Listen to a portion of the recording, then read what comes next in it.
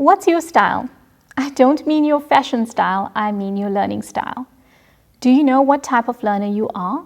As an adult learner, it's important to understand how you learn best. In this section, we'll explore learning styles and provide you with strategies to help you maximize your learning potential. If you prefer pictures, charts, diagrams, or graphs, you're a visual learner. If you prefer hearing information, you're an oral or auditory learner. Do you choose to read or write about information? Then you're a reading-writing learner. If you prefer hands-on activities, movement, this means you are a kinesthetic learner. Understanding your learning style can help you maximize your learning potential and minimize the time it takes to learn new things. When you know your learning style, you can tailor your study habits to fit how you learn best. This can help you retain information better and boost your study performance. So, learn your learning style.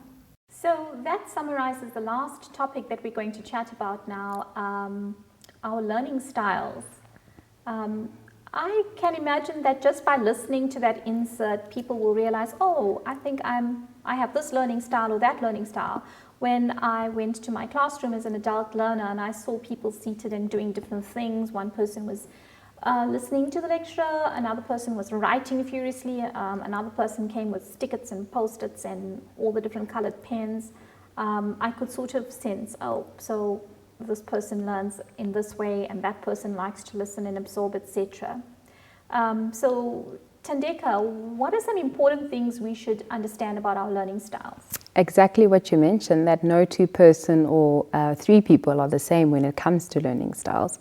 But also no one person is one learning style dependent. I think I might be someone who enjoys mathematics and I can just listen to mathematics, but when it comes to geography or another topic area, I might require a lot of handwritten notes to make sure that I understand the concepts.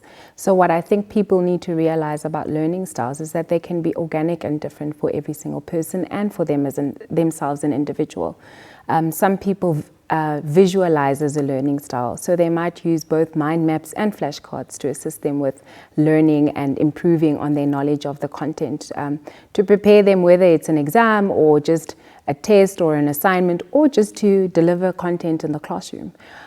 So I think that is one takeaway message that I have, is that we shouldn't restrict ourselves in learning styles, and as we grow we also learn new learning styles, and I think that's what helps us in our learning journey as well, to accommodate these differences that we learn.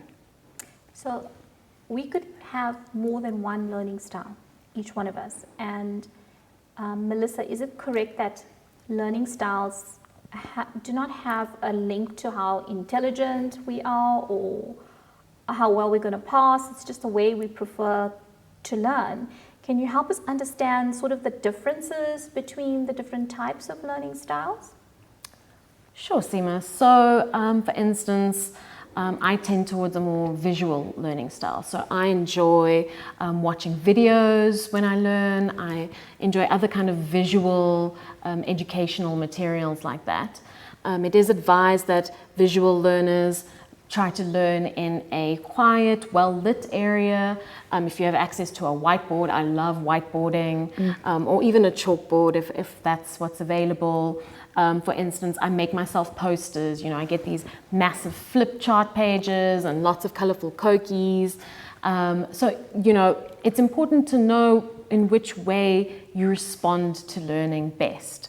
So, for instance, visual learners, we have many strengths and weaknesses to our learning style. So, for instance, it's easier for us to kind of visualize concepts, you know, when it comes to charts and graphs and things like this, it's easier for us to understand those. But we don't do terribly well in like a lecture type format where someone's just speaking for the entire time, or just kind of written text based. So it's important then in that case to make your own visual learning material. So to translate that, maybe record the lecture and then listen to it again and translate it into tools that can work for you. Draw pictures, make symbols, use colors, color code things, just to make sure that whatever way you are receiving the information, that it ends up being engaged with and digested in your own way. Mind maps are an excellent tool to do that. There are lots of useful YouTube clips on how to do mind maps, but for visual learners, and I count myself as one similar to you, mind maps just contain a wealth of the information in a way that you can glance at it, and there's symbols that you can incorporate. So I think this is also linking to our previous segment where we talked about you can adapt with how the material has been presented to you to your learning style when you are engaging in an active learning process. So what advice would you have, Thandeka, for an auditory learner? I think I might be visual and slightly auditory. Thanks for that question, Seema. I think I'll pass it on to Melissa, who's got more experience with the auditory learner. Yes, so auditory learners enjoy things like group discussions, group activities where you can discuss what you've just learned. Things like learning from podcasts or audiobooks, these kinds of tools. Just more comfortable in an environment where you're hearing the information, have far better memory when it comes to things that you've heard. You know, these people who go, last week Thursday you said, that's the sort of person who might be an auditory learner.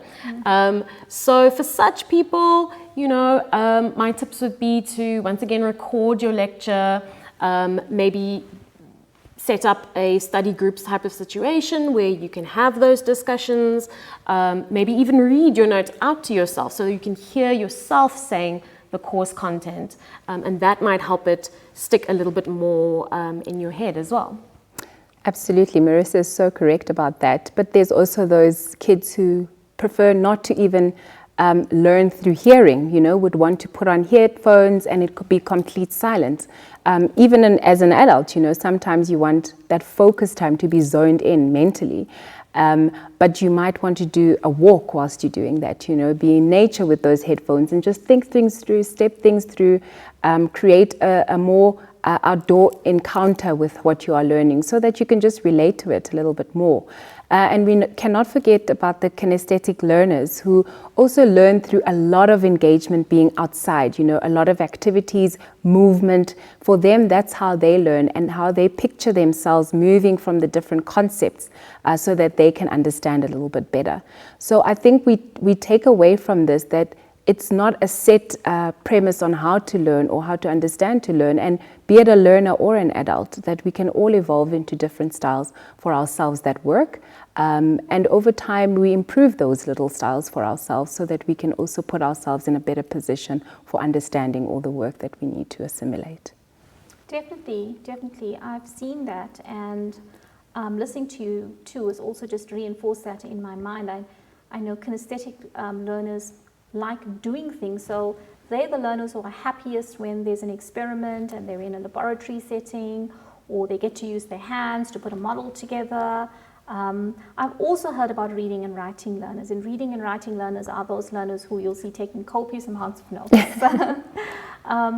But I'm very glad for our ECD audience today that the content that they're going to be learning is presented in a video format, because it's a bit of everything. They get to see, they get to hear the information, the information is presented visually as well, and for the reading and writing learners there is a manual that's going to be available. Apart from that, because by its very nature, you know, the ECD assistant or teacher, everything is happening practically in the classroom. So for those ECD assistants and teachers who are kinesthetic learners, they're going to have an opportunity the very next day to go and do and try what they've learned.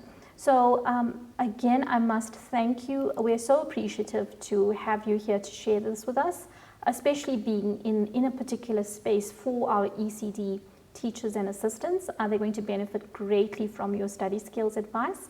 We wish them all the best in their journey, and thank you. We will see you on the other side of the completion of your course, and all the best.